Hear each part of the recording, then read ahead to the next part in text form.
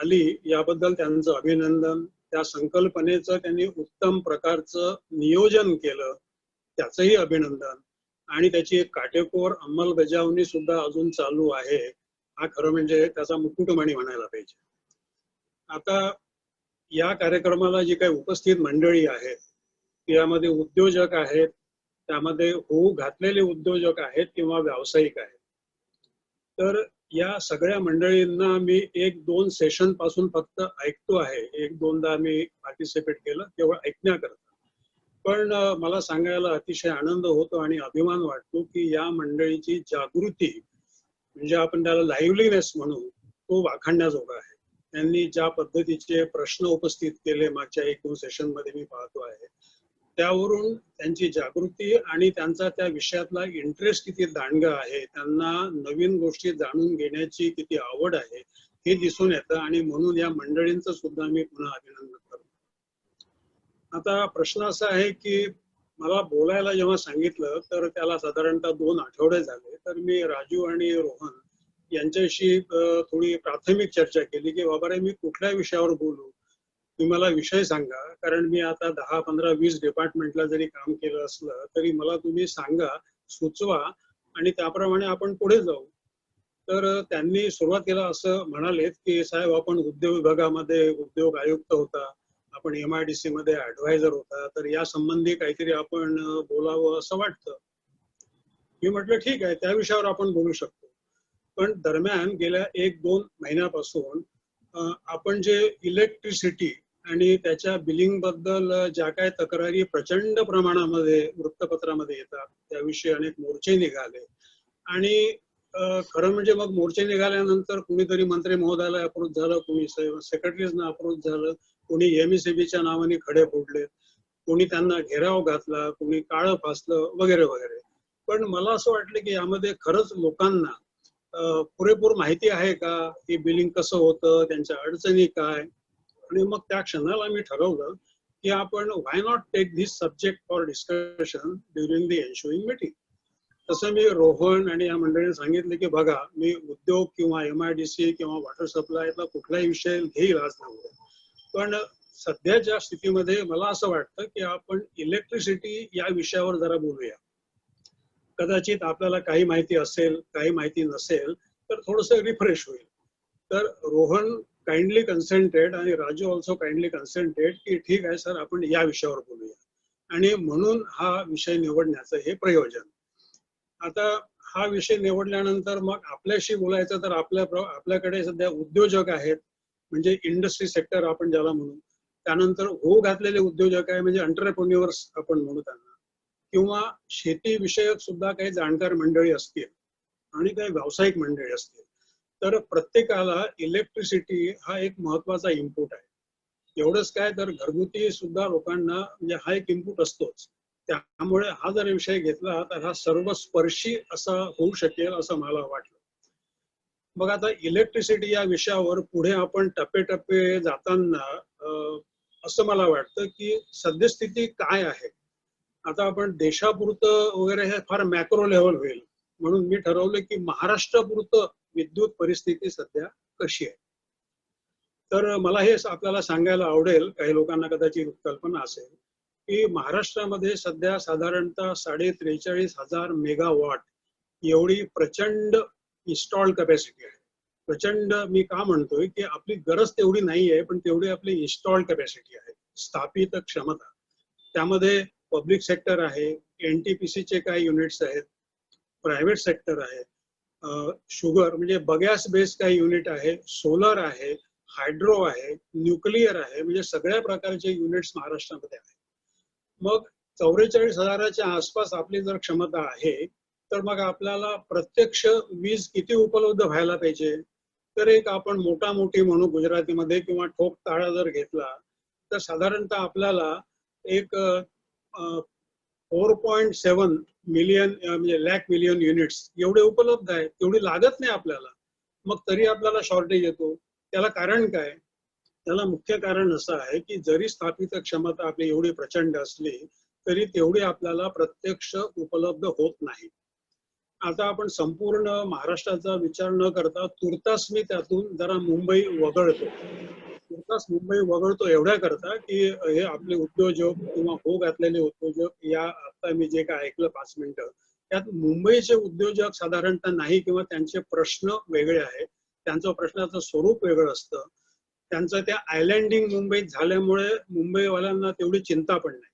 मग आपण मुंबई जर वगळलं तर महाराष्ट्र उणे मुंबई यामध्ये कोण सप्लाय करतं, तर कोण MSEDCL, म्हणजे आपण त्याला सोप्या भाषेत महावितरण असं म्हणू.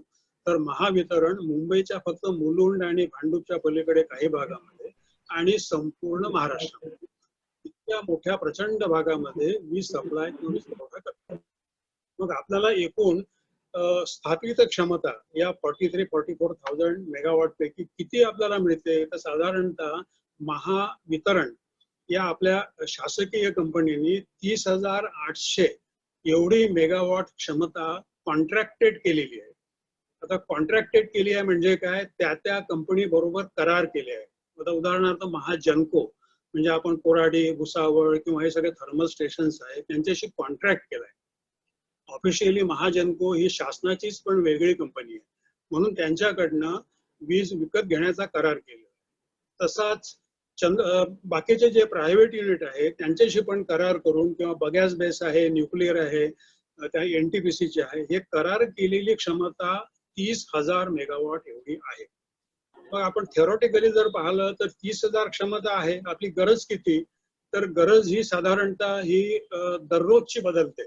दररोजची काय, ते मिनिटाला बदलते. आता लेटेस्ट जर फिगर द्यायची असेल तर काल 3 तारखेला महाराष्ट्राची साधारणतः डिमांड साधारणतः 16,500 मेगावॉट एवढी होती. प्रत्यक्षामध्ये आपल्याकडे मग तेवढीच आपण ड्रॉ करायला घेतो. जरी आपल्याकडे 30,000 क्षमता असली तरी प्रत्येक युनिटचे काहीतरी प्रॉब्लेम असतात आणि शटडाऊन असतो, झिरो शेड्युलिंग असतं, किंवा कॉन्ट्रॅक्टमध्ये जरी गरज नसली तरी आपण मग कमी वीज ड्रॉ करतो. म्हणजे थोडक्यात काय, तर गरजेप्रमाणे आपण वीज ड्रॉ करतो आणि विकत घेतो.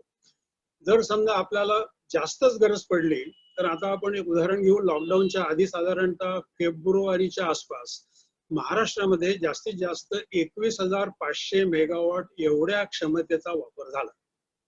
म्हणजे 30,000 आपल्याकडे उपलब्ध असायला पाहिजे थेरॉटिकली, पण तेवढी प्रत्यक्षामध्ये होत नाही.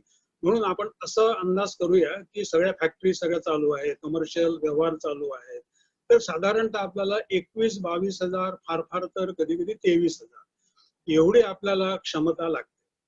तुर्तास म्हणजे कालची पोझिशन 16,500 आपण वापरली. आता लॉकडाऊन आहे, काही लोकांची क्षमता अजून वापरल्या जात नाही.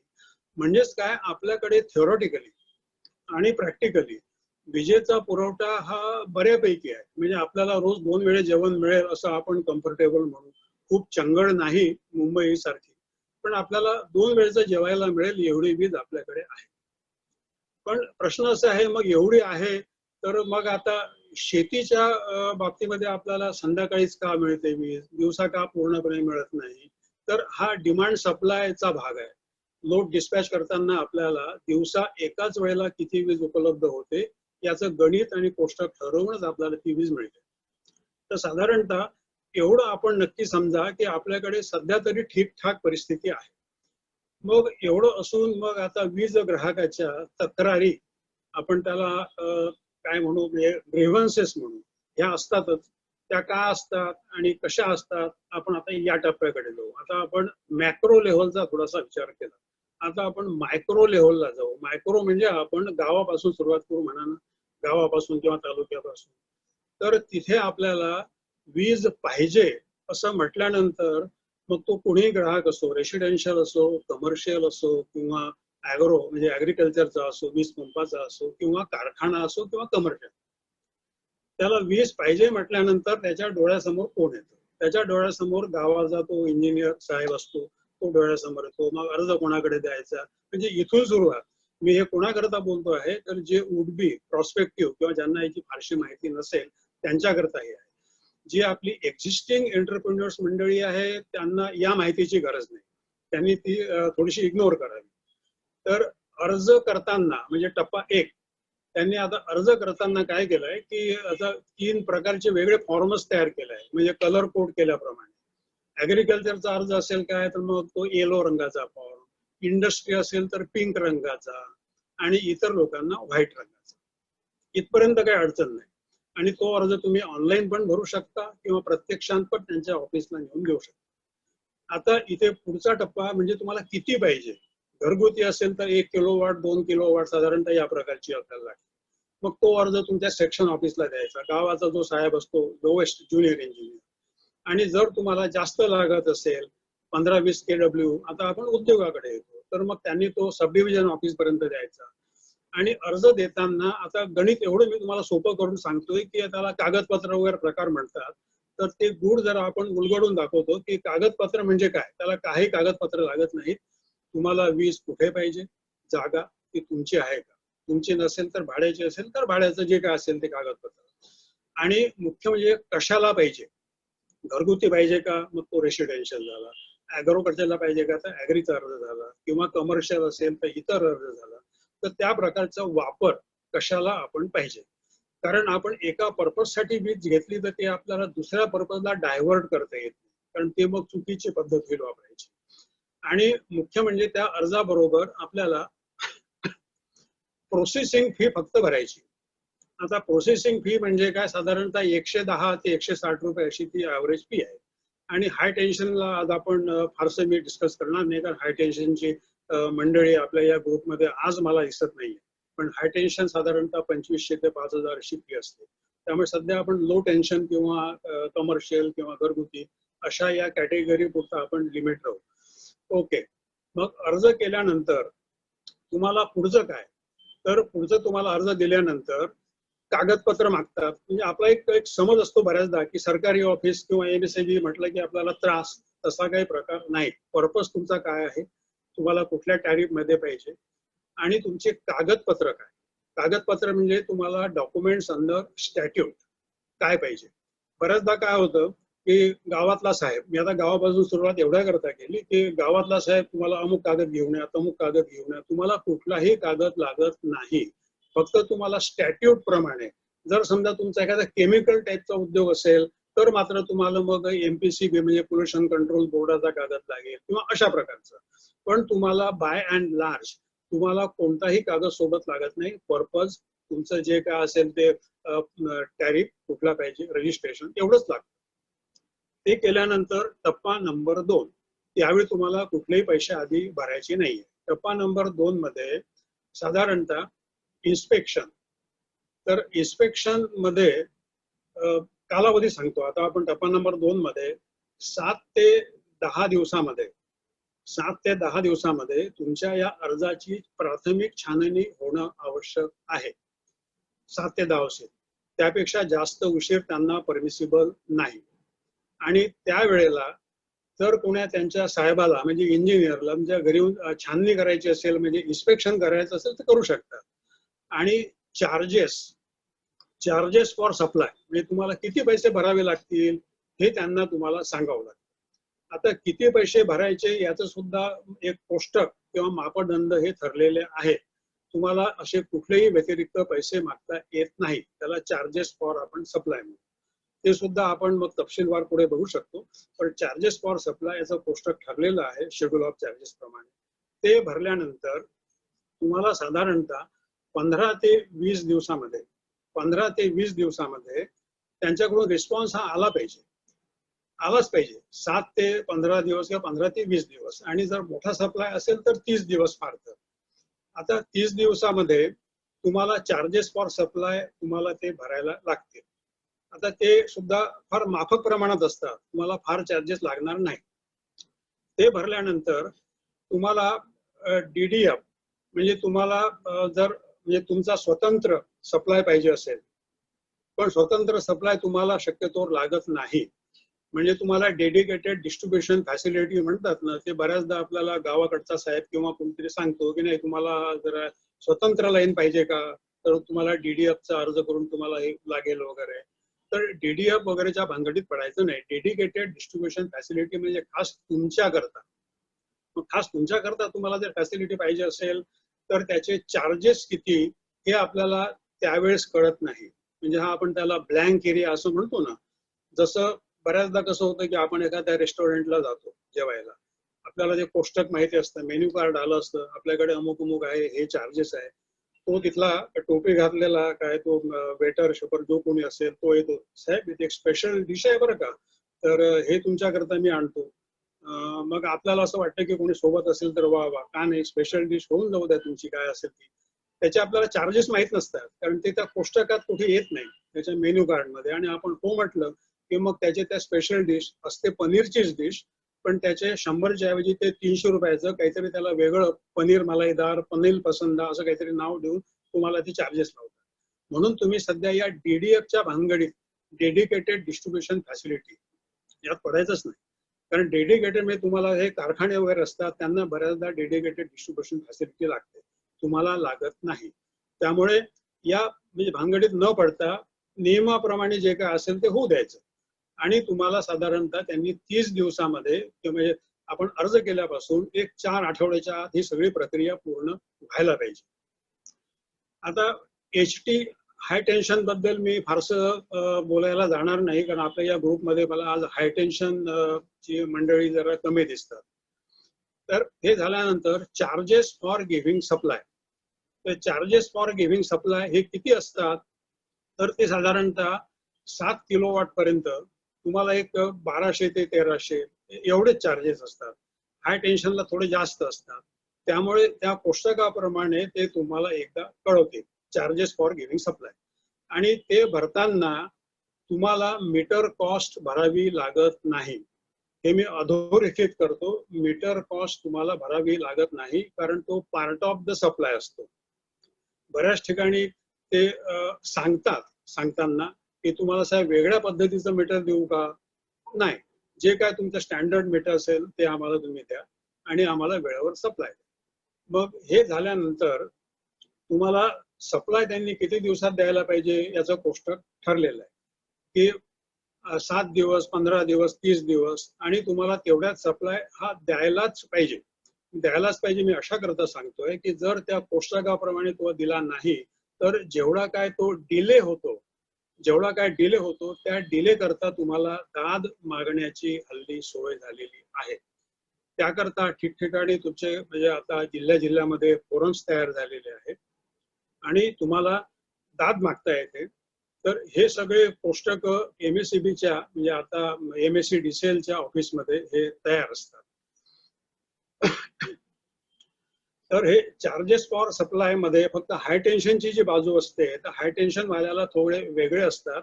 तर हाय टेन्शन मध्ये मी काही आज फार जाणार नाही, कारण आपल्या या मंडळीमध्ये लो टेन्शन सप्लाय बद्दल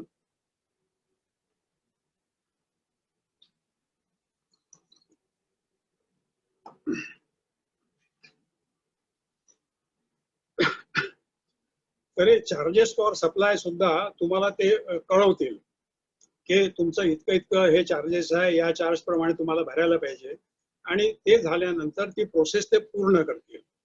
तर तुम्हाला सप्लाय पूर्ण देण्याकरता एक विशिष्ट कालावधी नेमून दिलेला असतो. त्यात जर तुम्हाला तो दिला नाही तर डिले करता सुद्धा तुम्ही तुमच्या नोंदी ठेवायच्या. तुम्ही नोंदी ठेवल्या की जितका दिवस तुम्हाला डिले झाला तर तुम्हाला ती दाद मागता येते. त्याकरता आता निरनिराळे फोरम तयार झालेले आहेत, त्यावर आपण थोडस नंतर बोलू. आता कनेक्शन सप्लाय होण्याकरता किंवा तुम्हाला ऑगमेंटेशन ऑफ सप्लाय करण्याकरता एक कालावधी दिलेला आहे. तो साधारणतः 30 दिवसाचा कालावधी असतो. आणि ऑगमेंटेशन जर तुम्हाला करायचं असेल तर त्याहून तो अधिक 3 महिन्याचा कालावधी असतो. आता पॉवर तुम्हाला एकदा दिल्यानंतर आता पुढचा विषय येतो मग मीटर म्हणा. तर मीटरची कॉस्ट ही त्याच्यामध्ये अंतर्भूत असते, तुम्हाला वेगळं मीटरची कॉस्ट भरावी लागत नाही. मीटरची कॉस्ट न भरावी लागल्यामुळे बऱ्याचदा तुम्ही स्पेशल मीटर जर वेगळं मी बाजारातून घेतो असं म्हटलं तर ते तुम्हाला टेस्टिंग करून देतील आणि मग तुम्हाला मीटरची कॉस्ट भरावी लागणार नाही. पण त्या बंधनामध्ये आपण पडायचं नाही. हल्ली नवीन नवीन मीटर बरेच आलेले आहेत, काही इलेक्ट्रॉनिक मध्ये सुद्धा बरेच आलेले आहेत. तुम्हाला जे काय स्टँडर्ड मीटर असेल ते घ्यायचं आणि त्यांना सप्लाय कनेक्ट करून द्या म्हणायचं. नंतर इन्स्टॉलेशन टेस्टिंग हे सुद्धा त्यांना पहिल्यांदा हे फ्री ऑफ कॉस्ट करून द्यायला पाहिजे. त्याबद्दल कुठलाही चार्ज लावता येत नाही. आणि जर दुसऱ्यांदा टेस्टिंग करून घ्यायचं असेल तर मग मात्र एक लिमिटेड फी आहे 100-200 रुपये, ती तुम्हाला भरायला लागते. आता एकदा तुमचा पॉवर कनेक्ट झाला की नंतर पुढचा मीटर तुमचा इश्यू येतो बिलिंगचा. बिलिंग तुम्हाला साधारणतः 2 महिन्यातून एकदा कंपल्सरी आहे. त्यांना रिडिंग घेऊन बिलिंग करून द्यायचं आणि ऍग्रिकल्चर करता मात्र 3 महिन्यातून एकदा कंपल्सरी बिलिंग करून त्यांना द्यावं लागतं. ते दर महिन्याला पण करू शकतात. पण जर तुम्हाला त्यांना दर महिन्याला नको असेल 2 महिन्याला तर ते नियमाप्रमाणे ते करता येतं. आणि आता मीटर, आता यामध्ये प्रॉब्लेम कुठे येतात, म्हणजे तुम्ही काही जर तुमचे प्रश्न असतील तर ते नोंदवून ठेवा, कारण त्याबद्दल आपण नंतर प्रश्नामध्ये घेऊ शकतो. इश्यूज मध्ये काय येतं की मीटर बऱ्याचदा तुमचं एकदा सुरू झालं की ते स्लो आहे, फास्ट आहे, बंद आहे किंवा इतर क्रिपिंग मीटर आहे, तर याबद्दल तुम्हाला हे इश्यू येऊ शकतात. तर त्याबद्दल एक तरतुदी आहेत काही. तुमचं जर मीटर बंद पडलं तर तुम्ही त्यांना कळवलं तर त्यांनी तुमच्याकडे येऊन ते मीटर चेक करणं आवश्यक आहे. जर ते चेक करून दिलं नाही तर त्या ज्या डेटला ते मीटर बंद पडलं असेल त्या डेट पासून तुम्हाला मग ते फक्त एक स्टँडर्ड ऍव्हरेज बिलिंग त्यांना करता येतं. असं बसकन काहीतरी 4 महिन्यांनी 6 महिन्यांनी एकदम एनलार्ज बिल हे त्यांना करता येत नाही. आणि मॅक्झिमम तुम्हाला मागचं ते समजा 6 महिने आलेच नाही तुमच्याकडे तर तुम्हाला ते 6 महिन्याचं बिलिंग करू शकत नाही. त्याला मॅक्झिमम मर्यादा आहे की तुम्हाला 3च महिन्याचं बॅक डेटेड ते बिलिंग करू शकतं. अदरवाईज बाकी त्यांची जबाबदारी आहे, त्यांनी ते यावं आणि करून द्यावं. त्यानंतर बऱ्याचदा काय होतं की मीटर आपलं जळतं, म्हणजे बर्न्ड मीटर. तर बर्न्ड मीटर मध्ये एक 2-3 बाबी असतात. एक तर तुम्ही स्वतः ओव्हरलोड केलं असेल तर, किंवा त्यांच्या काही फॉल्ट मध्ये झालं असेल तर. तुमच्याकडनं ओव्हरलोड झालं अशी शक्यता साधारणतः होत नाही, कारण आपलं हे लोड हे स्टँडर्ड ठरलं असतं, त्यामध्ये आपण उगाच काही वाढवत नाही. तर त्या केसमध्ये मीटर बदलण्याची कॉस्ट ही आपल्याला द्यावी लागत नाही. ती जबाबदारी MSEDCL किंवा महावितरणची असते. त्यामध्ये आपल्याला काहीही करायचं नाही. स्टॉप मीटर असलं तर मी सांगितलं आपल्याला, स्लो आणि फास्ट असे मीटर. स्लो असेल तर साधारणतः कोणी तक्रार करत नाही, पण फास्ट मीटर असेल तर मात्र तक्रारी येतात. जर फास्ट मीटर असेल आणि जर तुम्हाला लक्षात आलं की माझं 2 महिन्यानंतर बिल वाढलेलं आहे तर तुम्ही ते मीटर टेस्ट करून घेऊ शकता. त्यांना तुम्ही कळवायचं की आम्हाला आमचे मीटर टेस्ट करून द्या. टेस्ट केल्यानंतर जर ते मीटर खरोखर फास्ट आढळलं तर त्या मीटरची टेस्टिंग फी सुद्धा तुम्हाला द्यावी लागत नाही. जर भरली असेल तर ती तुम्हाला परत मिळण्याची तरतूद आहे. तर ह्या सगळ्या तरतुदी बिलिंग बद्दल आहे तुमच्या. आता बिलिंग बद्दल किती दिवसांनी मीटर रिडिंग घ्यावं, मीटर रिडिंग दिलं नाही तर काय करावं, याच्या तरतुदी बऱ्याच आहेत.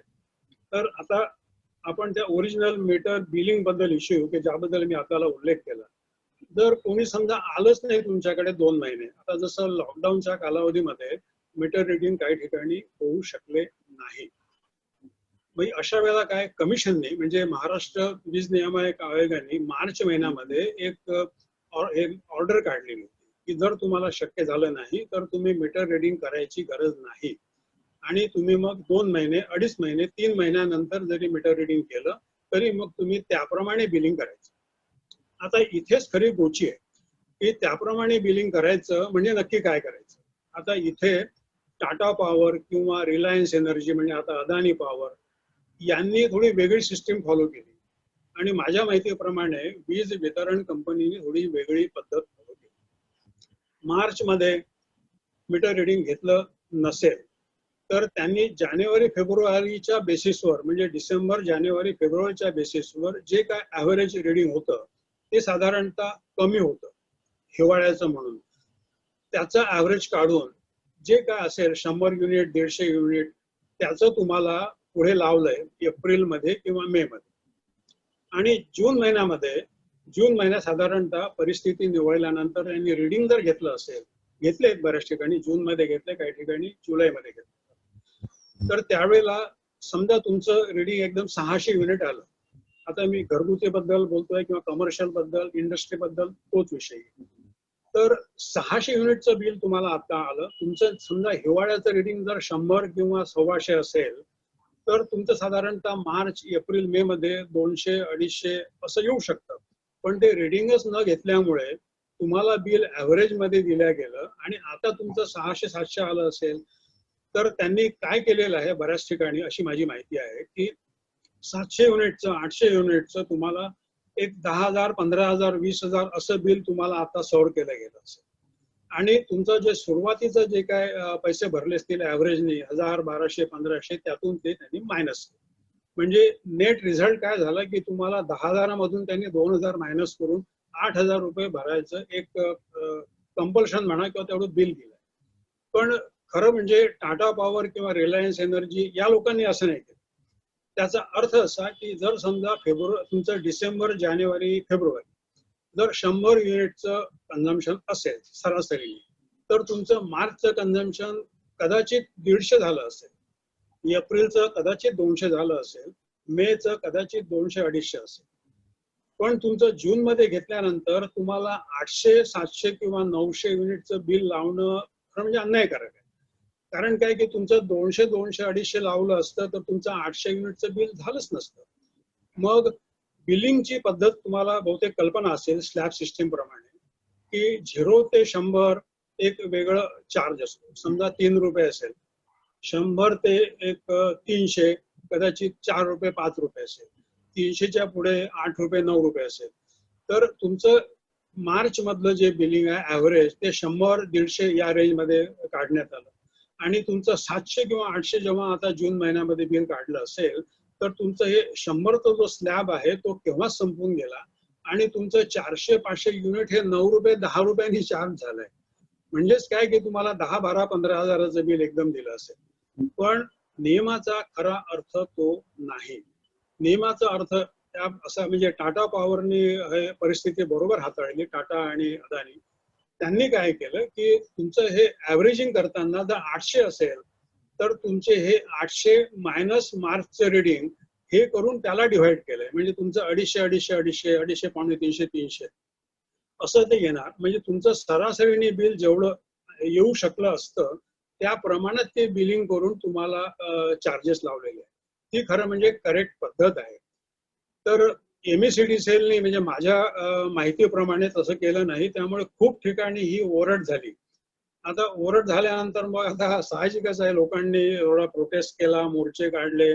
नंतर काही लोक मंत्री महोदयाकडे भेटले. मग त्यानंतर त्यामध्ये पण खरं म्हणजे तो विषय तसा नाहीच आहे. तो विषय वेगळ्या पद्धतीने आणि सोप्या मार्गाने हँडल करता आला असता. त्याला राजकीय दृष्टिकोनातून पाहणं हा वेगळा भाग झाला. That is an additional alternative or additional remedy. पण त्याचा खरा रेमेडी तिथे नाहीच आहे.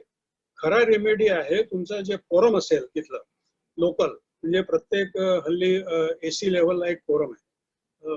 त्या फोरमकडे दाद मागून त्याचा निपटारा करणे किंवा स्टेट लेव्हलला विद्युत लोकपाल यांच्याकडे ही प्रकरणे येतात आणि हे सगळ्या प्रकरणांचा निपटारा होऊ शकतो.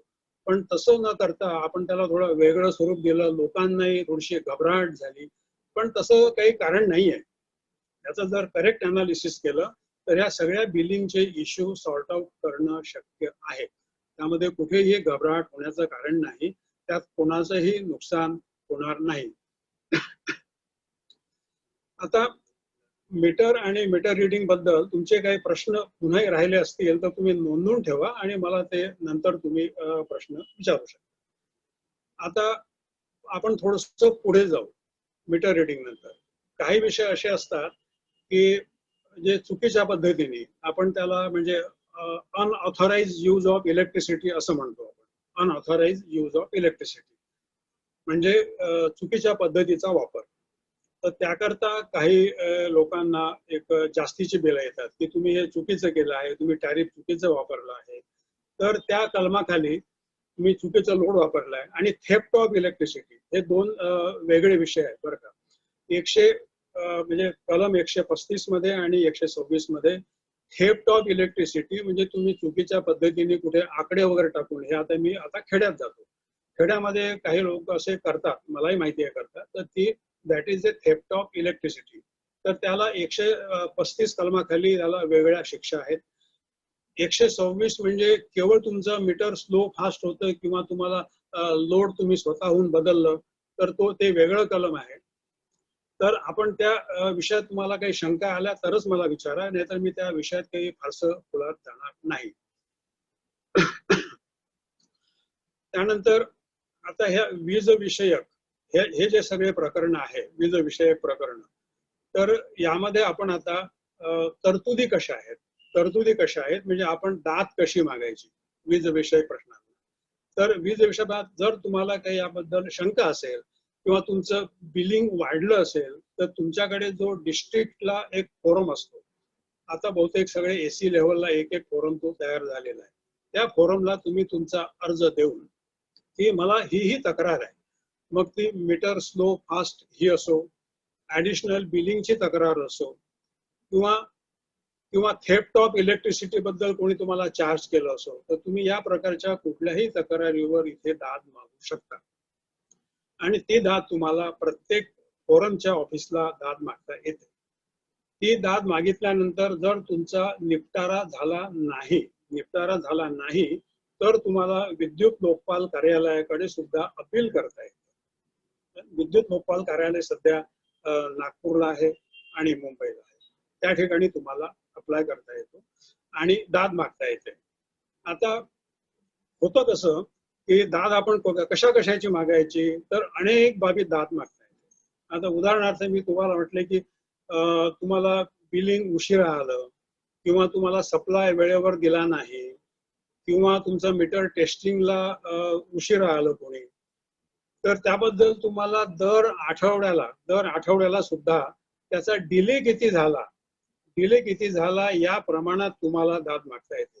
आता उदाहरणार्थ की तुम्ही अर्ज केलाय, समजा ऍग्रिकल्चर पंपसेटला अर्ज केलाय आणि तुम्हाला 1 महिन्यामध्ये जो काय कालावधी दिला आहे त्यात तुम्हाला वीज मिळाली नाही किंवा कोणी आलंच नाही तुमच्याकडे तपासायला, तर तुम्ही ते पिरियड नोंदवून ठेवायचे. त्यांनी एक विशिष्ट लिमिटमध्ये तुमच्याकडे यायला पाहिजे, तुमचं ते इन्स्पेक्शन ऑफ प्रिमायसेस करायला पाहिजे, त्यालाही मर्यादा आहे. जर त्यांनी समजा 15 दिवसात यायला पाहिजे आणि तो 3 महिने आलाच नाही कोणी, तर तुम्ही त्यांना बैलगाडी घेऊन आणण्याची गरज नाही. म्हणजे शेतीबद्दल बोलतोय मी, कारण आम्ही हे पूर्वी केलेलं आहे, म्हणजे 50 वर्षापूर्वी मी केलेलं आहे ते. तर तसं करण्याची गरज नाहीये. तुम्ही नोंदवून ठेवा कालावधी की या डेटला तो यायला ड्यू होता, या डेटला आला नाही, इतका डिले झाला. तो डिले झाल्याबद्दल तुम्हाला त्याबद्दल कॉम्पेन्सेशनची तक्रार दाखल करता येते. प्रत्येक हल्ली साधारणतः एका विभागामध्ये फोरम्स तयार झालेली आहे. तो उशिरा आला, 3 महिने झाले, तुम्ही कुठे जायचं नाही, तुम्ही नोंदवून ठेवायचं आणि तक्रार दाखल केल्यानंतर त्याचं तुम्हाला कॉम्पेन्सेशन क्लेम करता येतं. हा झाला टप्पा 1. टप्पा 2, जर तुमचं बिलिंग मध्ये काही प्रॉब्लेम असेल तर तुम्ही त्याची तक्रार सुद्धा फोरमकडे करू शकता की मला हे जादाचं बिल लावण्यात आलं. जादाचं बिल म्हणजे वेगळ्या कॅटेगरीचं बिल लावलं, किंवा मला टॅरिफ पेक्षा वेगळी टॅरिफ लावली, तर हे सुद्धा तक्रार तुम्ही इलेक्ट्रिसिटी फोरम जे आता तयार झालेले आहे ठिकठिकाणी, प्रत्येक चीफ इंजिनियरच्या लेव्हलला एक फोरम तयार झालेला आहे. त्या फोरम मध्ये साधारणतः 3 मेंबर असतात. एक त्यामध्ये इलेक्ट्रिसिटी बोर्डाचा अधिकारी असतो, एक एनजीओचा कोणीतरी अधिकारी असतो, लोकल एनजीओ, आणि चेअरमन हा साधारणतः कमिशनने नियुक्त केलेला चेअरमन असतो. तो एकतर डिस्ट्रिक्ट कलेक्टर म्हणजे रिटायर्ड या लेव्हलचा किंवा रिटायर्ड चीफ इंजिनियर या लेव्हलचा अधिकारी असतो. तर या फोरमकडे तुम्ही दाद मागू शकता. दाद मागण्याची प्रक्रिया तशी काही अवघड नाहीये, फार सोपी आहे. आणि दाद मागितल्यानंतर तुम्हाला एक विशिष्ट कालावधीमध्ये त्यांनी त्याचा निर्णय द्यायचा असतो.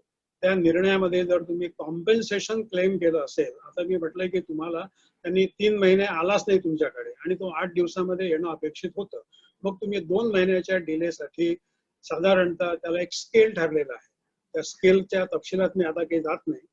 स्केल ठरलाय की इतका मला उशीर झाला, 2 महिने कुणीही गडी आमच्याकडे आला नाही, म्हणून मला एवढं कॉम्पेन्सेशन पाहिजे.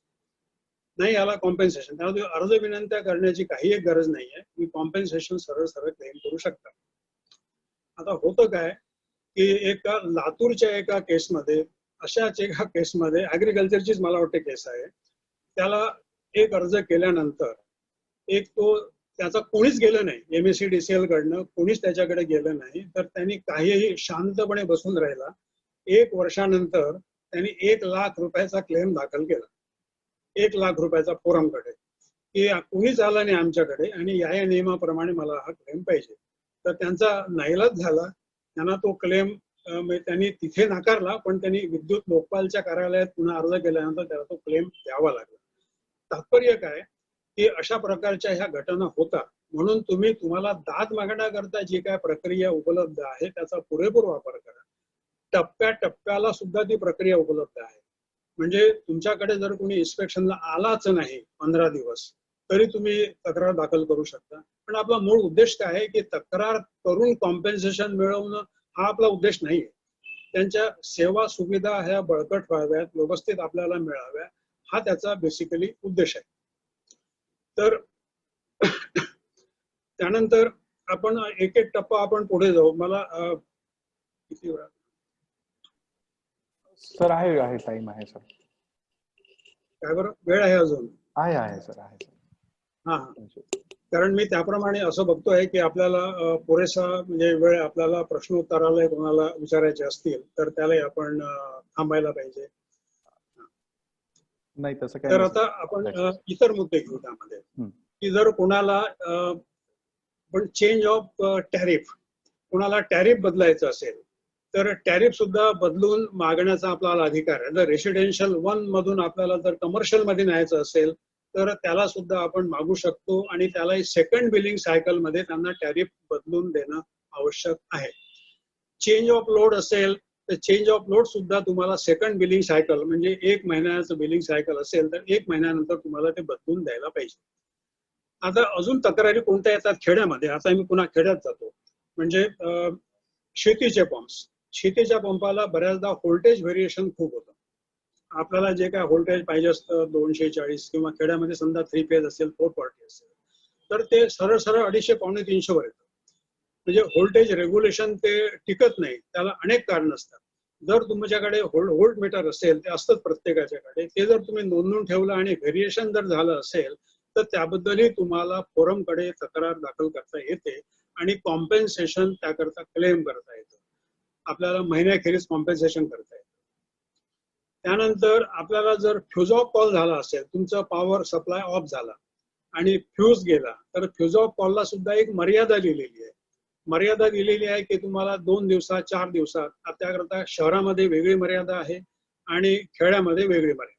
खेड्यात थोडीशी जास्त आहे कारण तिथे ऍक्सेसिबिलिटी जरा कमी असते, म्हणून एक 3-4 दिवस त्याला दिलेले आहे.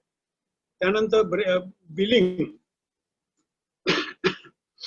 बिलिंग मध्ये आता आपण जाऊ की बिलिंग आपण बिलिंग मध्ये अनेक प्रश्न येतात.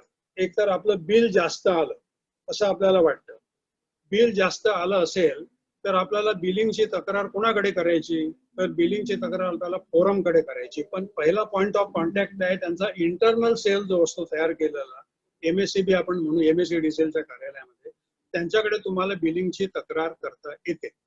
साधारणतः काय होतं, त्यांचा तो इंटरनल सेल असल्यामुळे दखल थोडीशी जरा ते उशिराच घेतात.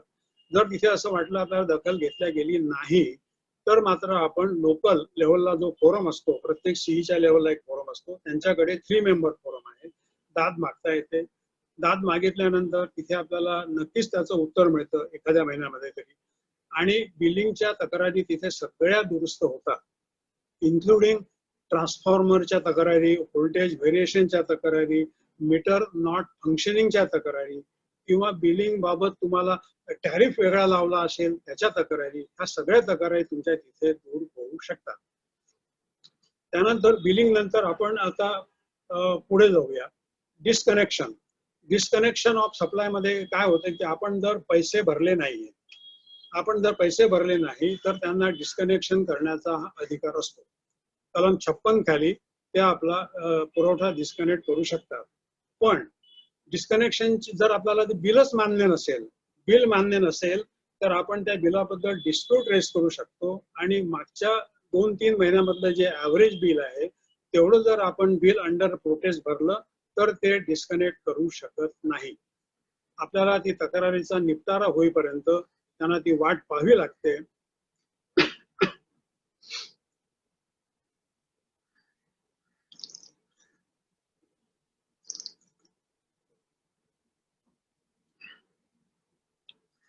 ते आपलं डिस्कनेक्ट करू शकत नाही.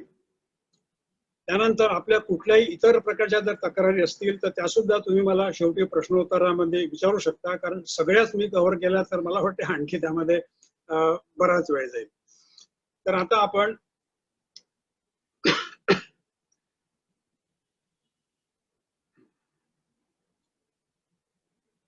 एक मिनिट थोडंसं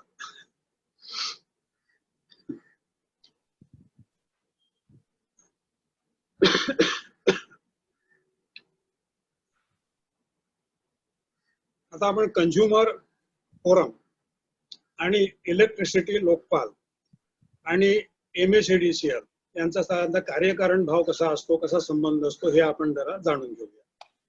तर गावागावामध्ये किंवा शहरामध्ये कुठेही म्हणजे त्या सर्कल ऑफिसमध्ये जर तुमची काही तक्रार उद्भवली इलेक्ट्रिसिटीच्या बाबतीमध्ये, कोणतेही व्होल्टेज रेग्युलेशन असेल किंवा कनेक्शन नॉट गिव्हन असेल किंवा मीटर नॉट रेड असेल, मीटर फास्ट असेल, तर या सगळ्या तक्रारी तुम्ही लोकल फोरमला एका विशिष्ट मर्यादेमध्ये करू शकता.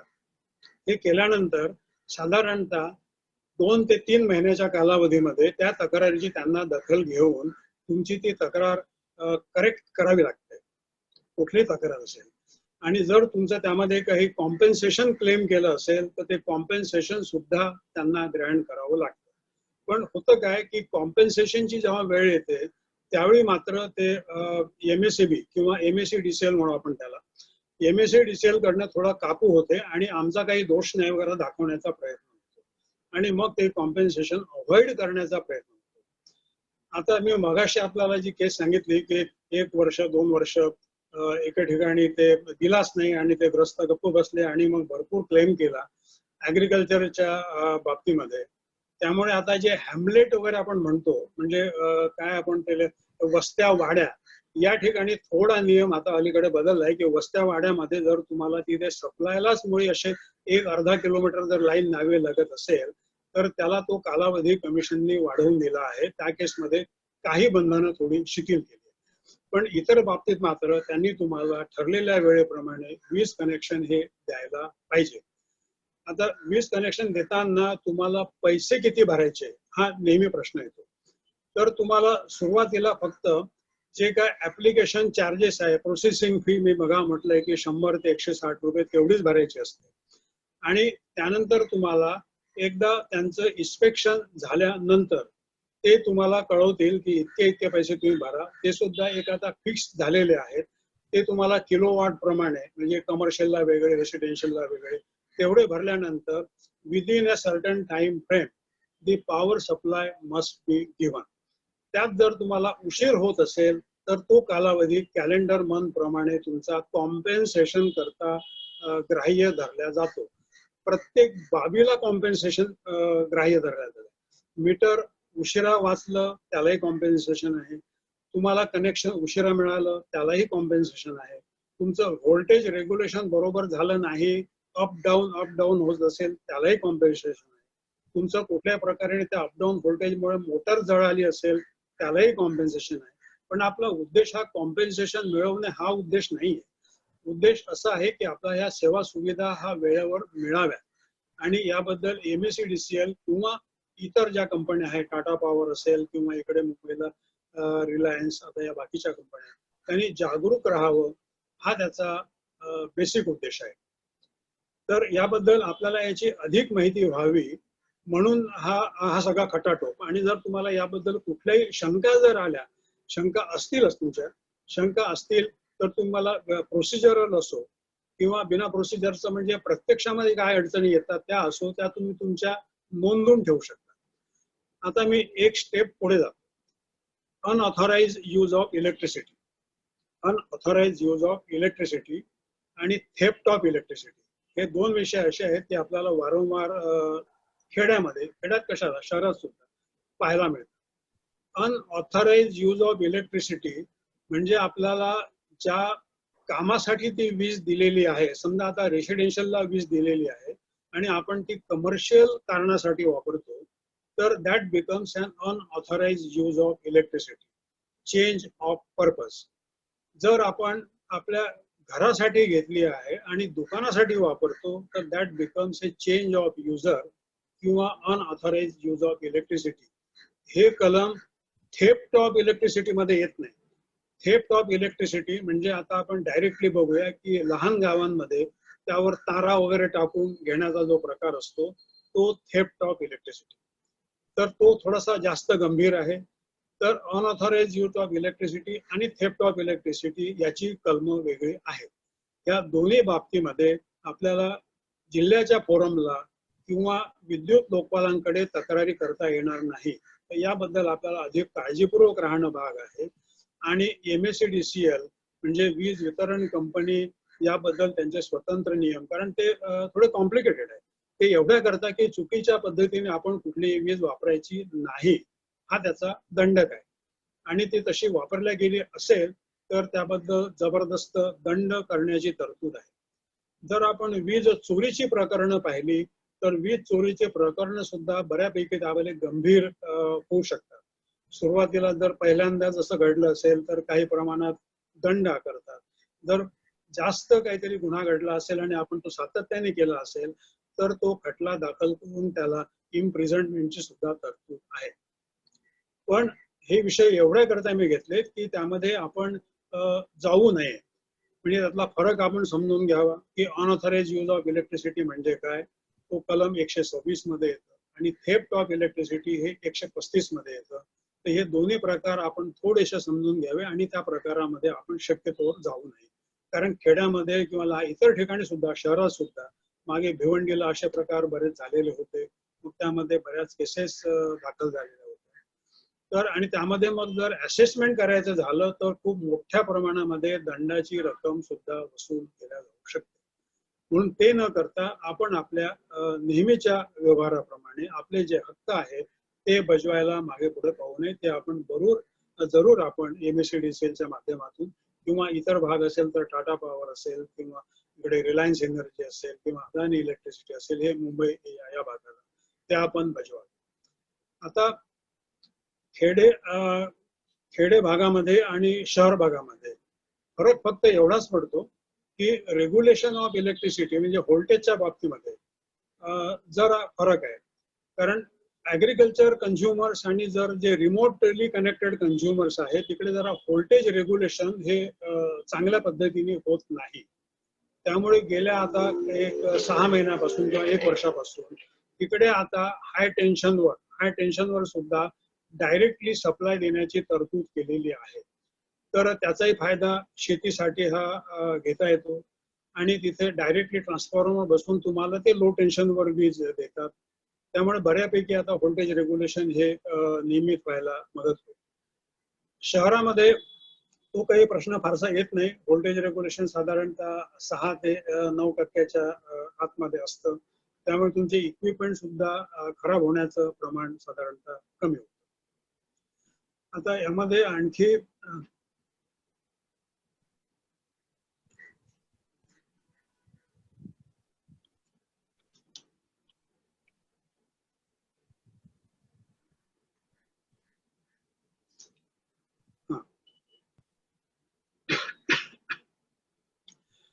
कंझ्युमर, आता यामध्ये कंझ्युमर प्रोटेक्शन, तर कंझ्युमर प्रोटेक्शन ऍक्ट आणि इलेक्ट्रिसिटी ऍक्ट या दोन्ही बाबतीमध्ये आपल्याला दाद मागता येते.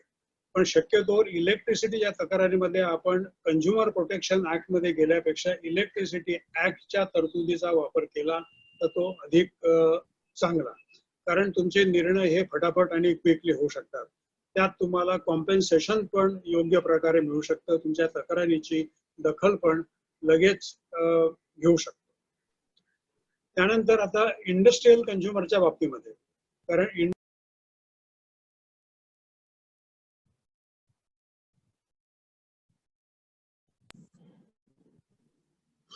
कुठेतरी मध्येच वेगळा करू.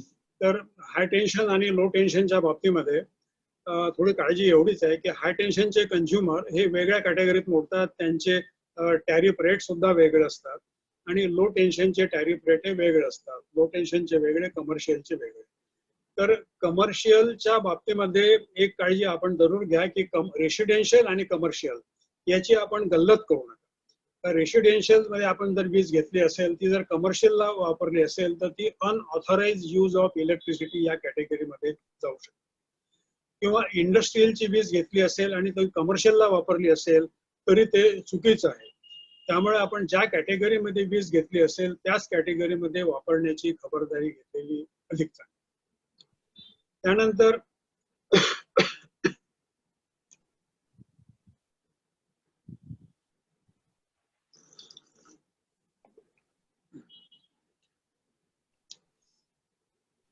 तर मी काही विषय जर कव्हर केलेले नसतील म्हणजे इलेक्ट्रिसिटी सप्लायच्या बाबतीमध्ये तर आपण ते नोंदवून ठेवू शकता आणि at the end of the session ते मला आपण विचारू शकता. मग त्यामध्ये जसं आता स्टॉप मीटर आहे, बर्न मीटर आहे किंवा चुकीच्या पद्धतीचं बिलिंग केलेलं असेल त्याची दाद कशी मागायची, कॉम्पेन्सेशन कसं मिळवायचं किंवा फोरमकडे अर्ज कसा करायचा, लोकपालांकडे अर्जाची दाद कशी मागायची, तर इतर काही तुमच्या जर शंका आल्या असतील तर त्या तुम्ही नोंदवून ठेवू शकता आणि at the end of the session त्या मला आपण विचारू शकता. आता आपण इलेक्ट्रिसिटी फोरम आणि ओम्बड्समन यांचं फंक्शनिंग साधारणतः कसं होतं आपण याकडे आता जाऊ. तर इलेक्ट्रिसिटी फोरम हे प्रत्येक रिजन मध्ये एक फोरम कॉन्स्टिट्यूट केलेलं आहे.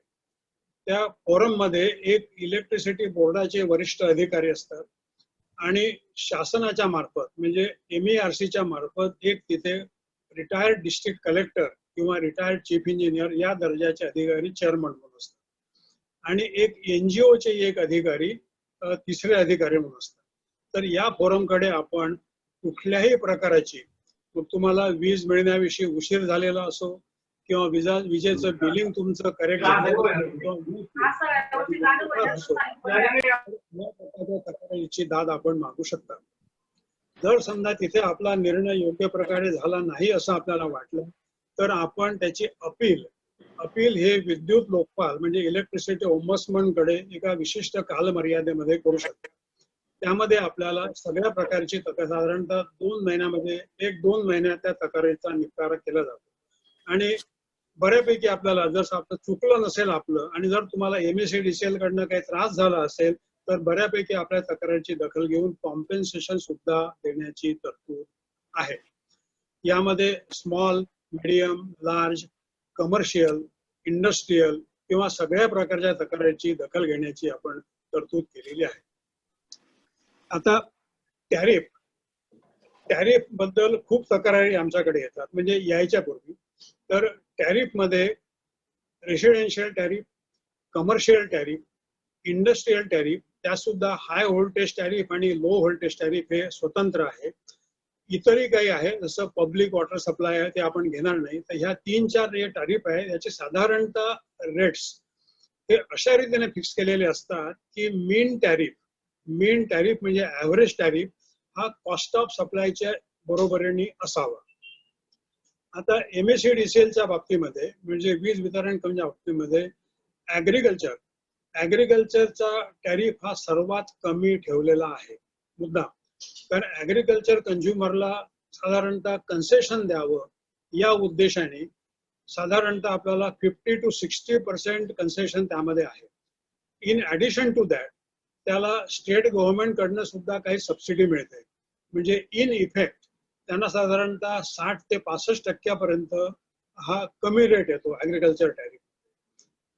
इंडस्ट्रीयल टॅरिफ मध्ये साधारणतः इक्विव्हॅलंट म्हणजे लो टेन्शन कंझ्युमर असेल तर कॉस्ट ऑफ सप्लायच्या बरोबरीने टॅरिफ लावला जातो. रेसिडेन्शियल टॅरिफ मध्ये साधारणतः जे आपण BPL म्हणू, बिलो पॉवर्टी लाईन, त्यांचा टॅरिफ हा अतिशय कमी ठेवला आहे आणि 100 ते साधारणतः 200-300 पर्यंत सुद्धा टॅरिफ हा म्हणजे नॉर्मल कंझ्युमर आहे त्यांचाही टॅरिफ हा बिलो ऍव्हरेज टॅरिफ असतो. पण 300च्या पुढे मात्र हा थोडासा स्टीप टॅरिफ होतो आणि तो कॉस्ट ऑफ सप्लाय म्हणजे जो ऍव्हरेज कॉस्ट ऑफ सप्लाय आहे त्याच्या थोडासा वर जातो. त्यामुळे हा स्टीप सप्लाय असल्यामुळे आपण साधारणतः आपलं गणित कोष्टक करताना आता ज्या नेमक्या ज्या कंप्लेंट्स उद्भवल्या एवढ्यामध्ये आणि ज्याबद्दल शासनापर्यंत तक्रारी गेल्या त्या साधारणतः ऍव्हरेज टॅरिफच्या पेक्षा तो बराच टॅरिफ वर गेलेला होता. म्हणजे ₹3 ₹4 लागायला पाहिजे तो ₹9 ₹10 लागला, कारण स्लॅब सिस्टीम मध्ये त्यांनी तसं पालन केलं नाही. तर साधारणतः 300 पर्यंत टॅरिफ असेल तर रेसिडेन्शियलला साधारणतः ऍव्हरेज टॅरिफ हा आपला कमी येतो. 300च्या पुढे गेला की तो बऱ्यापैकी स्टीप टॅरिफ होतो आणि कॉस्ट ऑफ सप्लायच्या तो बरोबरीने येतो. इंडस्ट्रियल टॅरिफ मध्ये सुद्धा लो टेन्शन टॅरिफ हा त्या मानाने कमी असतो. कमर्शियल टॅरिफ हा थोडा अधिक असतो. हाय टेन्शन कमर्शियल टॅरिफ किंवा ऍडव्हर्टाइजमेंट टॅरिफ हा बऱ्यापैकी जास्त असतो. इन द रिझल्ट काय होतं काय की MSEDCLचा जो टोटल रेव्हेन्यू आहे तो त्यातून भरून काढण्याचा प्रयत्न असतो. आता ऍग्रिकल्चर टॅरिफ मध्ये, कारण ऍग्रिकल्चर सेक्टरच्या तक्रारी त्या मानाने मग आता कमी यायला लागल्या. फक्त त्यांच्या तक्रारी व्होल्टेज रेग्युलेशनच्या अधिक असतात की आमच्याकडे व्होल्टेज पुरेसे येत नाही किंवा आम्हाला वीज मिळत नाही वेळेवर.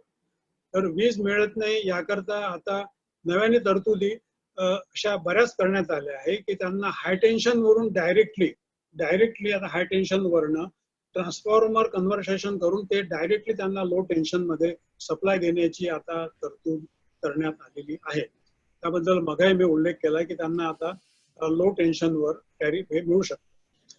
त्यानंतर मध्यम म्हणजे आपला रेसिडेन्शियल, तर रेसिडेन्शियल मध्ये 0 to म्हणजे लो सप्लाय जो असतो म्हणजे BPL टॅरिफ तो अतिशय कमी आहे. 300 पर्यंत साधारणतः टॅरिफ हा ऍव्हरेज कॉस्ट ऑफ सप्लायचा एवढा असतो आणि 300 युनिटच्या पुढे मात्र हा बऱ्यापैकी स्टीप होत जातो आणि तो इतका वर जातो की तो मग आपल्याला क्रॉस सबसिडीमध्ये आपल्यालाच परवडत नाही. त्यामुळे आपला वापर साधारणतः त्याच्या दरम्यान ठेवावा. इंडस्ट्रियल टॅरिफ मध्ये तसंच आहे. लो टेन्शन टॅरिफ मध्ये तुमचा जर कमी असेल इंडस्ट्रियल वापर तर तुम्हाला बऱ्यापैकी हा टॅरिफ कमी पडतो आणि टॅरिफच्या तक्रारी त्यामानाने कमी होतात. सर्व हे क्रॉस सबसिडायझेशनच्या प्रिन्सिपलवर ठरवलेलं असतं आणि हायएस्ट टॅरिफ हा साधारणतः कमर्शियल, ऍडव्हर्टाइजमेंट या सेक्टरकडून साधारणतः वसुली केली जाते. हा टॅरिफ दर साधारणतः वर्षाला ठरतो, पण आता तर तो कमिशननी 3-3 वर्षाकरता साधारणतः ठरवून दिलेला आहे. म्हणजे या वर्षीचा, पुढच्या वर्षीचा, त्याच्या पुढच्या वर्षीचा. त्यामुळे टॅरिफ विषयी काही तक्रारी असली तर त्या कमिशन डील करतं. मात्र टॅरिफ एकदा ठरल्यानंतर तुमच्या जर इंडिव्हिज्युअली काही तक्रारी असतील म्हणजे ग्राहकाच्या तक्रारी असतील त्या सगळ्या तक्रारीचा निपटारा जे फोरम्स केलेले आहेत, ग्राहक मंच MSEDCLच्या कक्षेमध्ये त्यांच्याकडे निपटारा होतो आणि त्यांच्या जर अपील्स असतील तर त्या सगळ्या अपील विद्युत लोकपाल किंवा इलेक्ट्रिसिटी ओम्बड्समन यांच्या कार्यालयाकडे येतात. साधारणतः गेल्या 2004 पासून तर आतापर्यंत बऱ्याच तक्रारींचा निपटारा हा झालेला आहे. त्यांना कोणालाही कोर्टाकडे जावं लागलं नाही किंवा जे कंझ्युमर फोरम्स आहे म्हणजे कंझ्युमर प्रोटेक्शन ऍक्ट त्यांच्याकडेही जावं लागलं नाही. खूपशा तक्रारीचा निपटारा यामध्ये होतो. खूपशा लोकांना त्याचं कॉम्पेन्सेशन सुद्धा मिळवून देण्यात आलेलं आहे. तर या सगळ्या तरतुदींचा आपल्याला जरी म्हणजे पूर्ण अभ्यास नसेल तरी ब्रॉडली एवढं समजायचं की आपल्याला जे काय ठरवून दिलेले निकष आहेत त्या निकषाप्रमाणे जर MSEDCLने आपल्याला विद्युत पुरवठा केला नाही किंवा आपल्याला त्या वेळेपर्यंत एस्टिमेट दिलं नाही, त्यावेळेपर्यंत बिलिंग दिलं नाही, म्हणजे टप्पे जेवढे आहेत त्या प्रत्येक टप्प्याला जर त्यांनी पालन केलं नाही तर आपल्याला कॉम्पेन्सेशनसाठी अर्ज करता येतो. कॉम्पेन्सेशन मिळवणं हा उद्देश नाही, पण त्यांना किपिंग ऑन द टोज हा मात्र त्याच्या मागे नक्की उद्देश आहे. आणि जर ते झालं नाही तर आपल्याला त्याचं अपील करता येतं. या अपीलला आपल्याला कोणती फी भरावी लागत नाही आणि अपीलचा निपटारा साधारणतः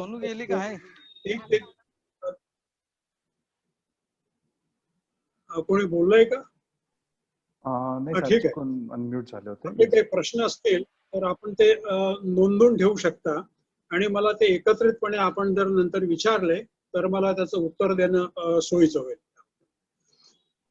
येस सर.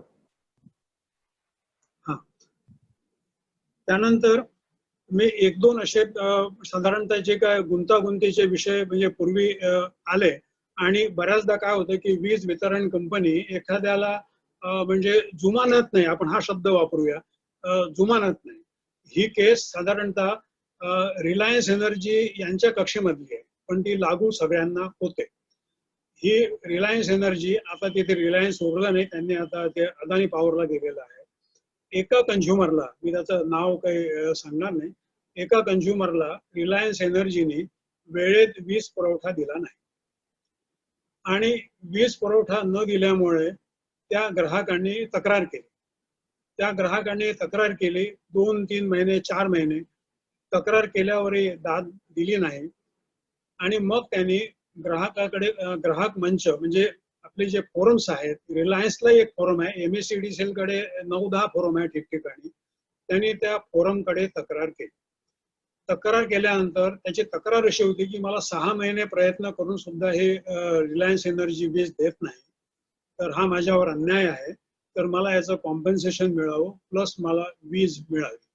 त्या 2 रिक्वेस्ट. आता होतं कसं पहा, की तक्रार केल्यानंतर ती फोरमकडे गेली. प्रत्येक या कार्यक्षेत्रामध्ये एक एक फोरम कार्यरत असतं. त्या फोरमचे एक चेअरमन असतो आणि त्यावेळीचे चेअरमन एक हायकोर्टचे रिटायर्ड जज हे रिलायन्सच्या फोरमचे अध्यक्ष होते आणि इतर 2 मेंबर. त्या फोरमकडे तक्रार गेली. फोरमने ती त्या डेफिनेशन जी आहे कंझ्युमरच्या डेफिनेशन अगदी काटेकोरपणे तपासली. त्यात असं म्हटलं आहे की जो कोणी ज्याला वीज दिलेली आहे आणि त्यांची विजेबद्दल काही तक्रार असेल तर ती त्याचा निपटारा फोरमने करावा. आता या विशिष्ट व्यक्तीला किंवा संस्थेला त्यांनी अर्ज केला, त्याला वीजच दिली नाही 2 महिने 3 महिने. त्यामुळे तो आमच्या दृष्टीने म्हणजे फोरमने असा निकाल दिला की हा कंझ्युमरच नाही. मग कंझ्युमर नसल्यामुळे आम्ही याची केस निकाली काढतो, आम्ही याला काहीही कॉम्पन्सेशन किंवा हे देऊ शकत.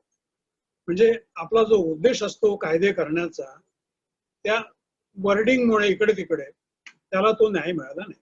He is not a consumer under the definition of this electricity act 2003. ते झाल्यानंतर त्याला अपिलाची संधी आहे, तर त्याने अपील केलं. केस जरा जुनी आहे आणि त्यावेळेला मी विद्युत लोकपाल म्हणून कार्यरत होतो. ती केस माझ्याकडे अपिलामध्ये आल्यानंतर मी ती केस पाहिली की याची केस मला जेन्युइन वाटते, पण ते खालच्या फोरमनी ज्याचे अध्यक्ष रिटायर्ड हायकोर्ट जज होते, त्यांचं मी नावही आता सांगणार नाही, त्यांनी त्याचा निकाल असा दिला की स्ट्रिक्ट कायद्याच्या भाषेमध्ये याला काही कॉम्पन्सेशन, आम्हाला सहानुभूती आहे पण याला आम्ही कॉम्पन्सेशन देऊ शकत नाही कारण हा कंझ्युमर नाही.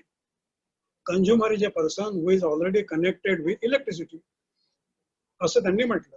पण त्याच डेफिनेशनचा जो दुसरा पार्ट आहे त्याचा premises for the time being connected असा शब्द प्रयोग आहे, इज बिंग कनेक्टेड. आता इज बिंग कनेक्टेडचा अर्थ असा, मग त्याचं मी अनालिसिस केलं आणि त्याचं शब्दशः काय चिरफाड म्हणू आपण, चिरफाड केल्यानंतर मला असं दिसलं की त्यांनी अर्ज केला आहे आणि his premises was for the time being connected, म्हणजे त्याला वीज देण्याची प्रक्रिया सुरू झाली होती, त्याने कदाचित पैसे भरले असतील, अर्ज केला होता, पण त्याला प्रत्यक्षामध्ये हे वीज देत नव्हते. कारण काही असेल, यांनी सांगितलेले पैसे पूर्ण भरले नसतील, पण for the time being connected या सदराखाली त्याला मी आणलं आणि मी असा निर्णय दिला की yes, he is a consumer. त्यांनी जर अर्ज केला असेल आणि त्याला जरी वीज कनेक्शन प्रत्यक्षात दिलं नसेल तरी तो कंझ्युमर या माझ्या डेफिनेशन मध्ये येतो. आणि मी फोरमचा निकाल हा रद्द केला. फोरमचा निकाल रद्द केला आणि मी त्याला कॉम्पेन्सेशन अवॉर्ड केलं. कॉम्पेन्सेशन अवॉर्ड केलं आणि रिलायन्स एनर्जीवर ठपका ठेवून त्यांना ऑर्डर्स दिल्या की तुम्ही याला 15 दिवसामध्ये वीज दिली पाहिजे. त्यानंतर फोरमचे जे अध्यक्ष होते, माजी हायकोर्ट जज होते, ते माझे मित्र होते, त्यांनी म्हटलं की सर आपण याचा असा अर्थ काढला, तो मलाही तसाच वाटला होता, पण हे शब्दशः मला वाटले की आपण असंच करावं. म्हटलं सर आपला कायद्याचा उद्देश काय, की कायद्याचा उद्देश हा आहे कंझ्युमर फ्रेंडली, म्हणजे हा 5149, मी या कायद्याला इलेक्ट्रिसिटी ऍक्टला 5149 लॉ असं म्हणतो. 51 in favour of consumer, 49 in favour of other party, म्हणजे हा 50-50 म्हटल्यापेक्षा. म्हणून याचा अर्थ जर आपल्याला व्यवस्थित लावता येत असेल तर आपण कंझ्युमरला याचा फायदा द्यायला पाहिजे. फॉर द टाइम बिंग कनेक्टेडचा अर्थ काय की तिथे प्रक्रिया सुरू झाली होती, त्याने अर्ज केला होता, त्याला वीज जोडली नव्हती, पण त्याच्यावर अन्याय कशाला पाहिजे. ही एक केस झाली. त्यानंतर दुसरी केस आहे एका मोठ्या इंडस्ट्रीची, आणि ही केस आहे नागपूर विभागातली. कदाचित आपल्याला नावही माहीत असेल. तो प्रिमायसिस आहे लॉयड स्टील मला वाटते वर्धा. तर लॉयड स्टीलच्या प्रकरणामध्ये म्हणजे हाय टेन्शन कंझ्युमर, तर हाय टेन्शन त्यांचं युनिटमध्ये त्यांचं परमेश्वरला युनिट आहे. तर अर्ज केल्यानंतर त्यांचं जे ओरिजिनल कनेक्टेड लोड होतं ते समजा 100 मेगावॉटचं होतं ओरिजिनल, पण त्यांचं प्रत्यक्षामध्ये युनिट डबघायला आल्यामुळे त्यांचं ते 30-35 वर ते चालायचं, आणि नंतर त्यांनी 1 वर्ष चालवल्यानंतर मग त्यांनी परत 30चं 45 वर आम्हाला वाढवून द्या असा अर्ज केला. 45 वाढवून द्या म्हटल्यानंतर MSEDCL नागपूर इथल्या अधिकाऱ्यांनी, नाही तुम्ही मग 30 वरनं तुम्हाला एवढा वाढवायचा आहे तर तुम्हाला ऍडिशनल एवढे पैसे, इतके लाख रुपये तुम्हाला भरावे लागतील, त्याशिवाय तुम्हाला नव्याने वीज जोडणी करता येणार नाही. त्यांनी त्या कोष्टकाप्रमाणे त्यांच्यावर काहीतरी बरीच मोठी रक्कम होती, आता रक्कम मला आठवत नाहीये, काहीतरी 90-95 लाखाची रक्कम होती, ती भरायला सांगितली. गरज म्हणून त्यांनी ती तात्पुरती 90 लाख रुपये भरली आणि त्यांचा पुरवठा सुरू केला. त्यांनी नंतर वीज वितरण कंपनीच्या जे पहिलं फोरम असतं त्या पहिल्या फोरमकडे अर्ज दाखल केला की माझ्यावर हा अन्याय आहे. म्हणजे कंपनीने अर्ज केला की माझा ओरिजिनल सप्लाय हा जास्त होता, मी जरी कमी वापरला तरी मला परत वाढवून देण्याकरता इतकी रक्कम ही योग्य नाहीये. तर त्यावर समहाव वीज वितरण कंपनी पहिलं फोरम होतं जे साधारणतः MSEDCLच्या अखत्यारीमध्ये असतं, फक्त चेअरमन तेवढे फक्त बाहेरचे असतात, एक रिटायर्ड IAS अधिकारी होते. त्यांनी निर्णय दिला की नाही MSEDCLचं बरोबर आहे, त्यांनी आता वाढवून मागतात ना, मग आता त्याला आताचे नियम लागतील. तर त्यांनी कंपनीचा अर्ज रद्दबातल ठरवला. तो रद्दबातल केल्यानंतर त्यांनी हा पुढे काय केलं की त्यांनी सरळ हायकोर्टला दाद मागितली. त्यांनी हायकोर्टला दाद मागायचं काहीच कारण नव्हतं. हायकोर्टने तो अर्ज निकाली काढला की हे आमच्या कक्षेमध्ये येत नाही. मग त्यांनी कमिशनकडे दाद मागितली. कमिशनचा तो विषयच नव्हता.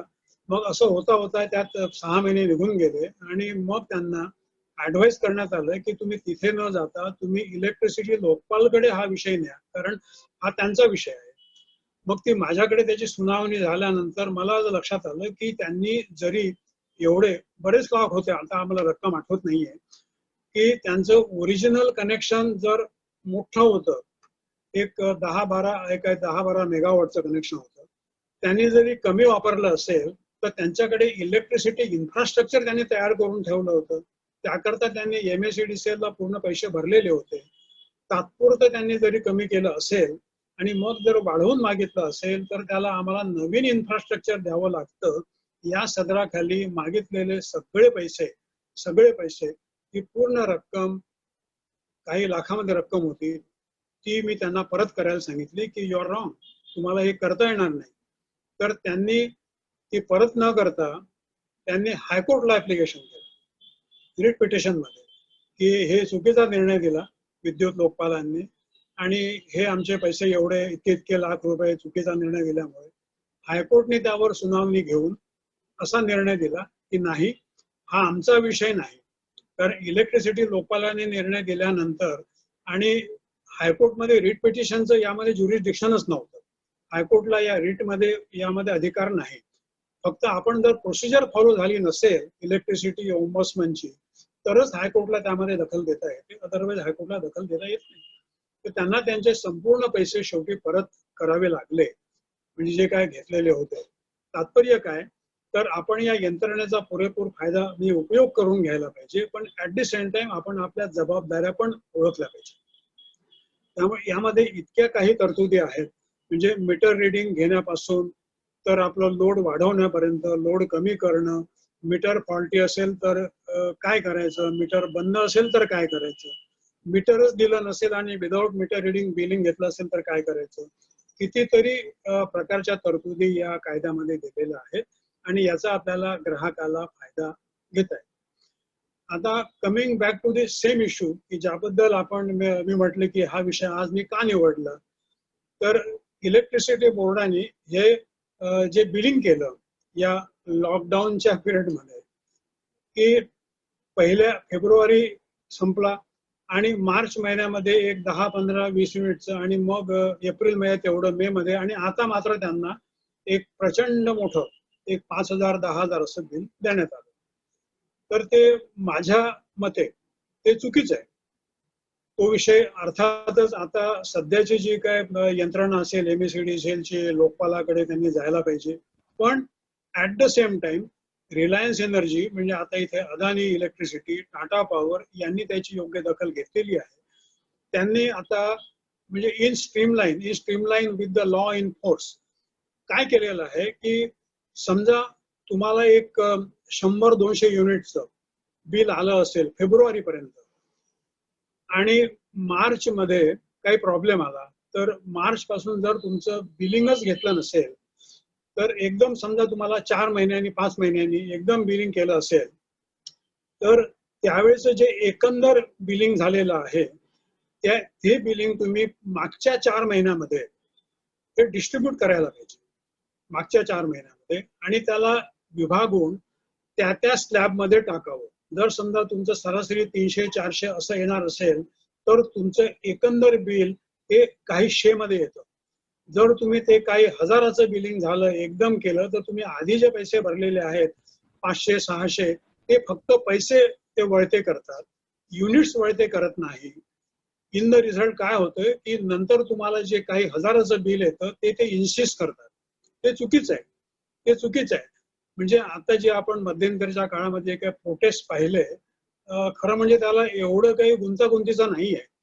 अगदी ते जर मागचे निर्णय पाहिले किंवा इतर फोरम्सचे म्हणजे आता टाटा पॉवर किंवा रिलायन्स एनर्जी किंवा अदानी यांचे जर आपण प्रोसिजर्स त्यांनी ज्या करेक्शन केलेले आहेत, तर MSEDCL ला म्हणजे वीज वितरण कंपनीला याचा निपटारा करणं सहज शक्य आहे.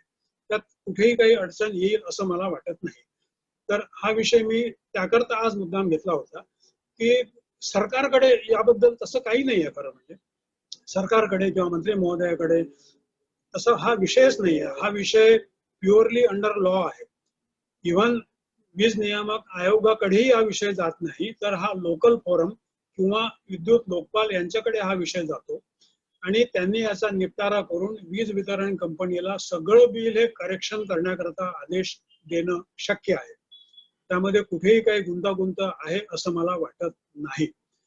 म्हणून मुद्दाम हा विषय मी घेण्याचं कारण असं होतं की हे आपण उगाच बऱ्याचदा काही प्रकरणं त्याला थोडंसं वेगळं स्वरूप देऊन पब्लिक एज्युटेशन किंवा पब्लिक काहीतरी असा इश्यू आहे, तो तसा नाही. तो प्युअरली टेक्निकल आणि इश्यू अंडर लॉ आहे.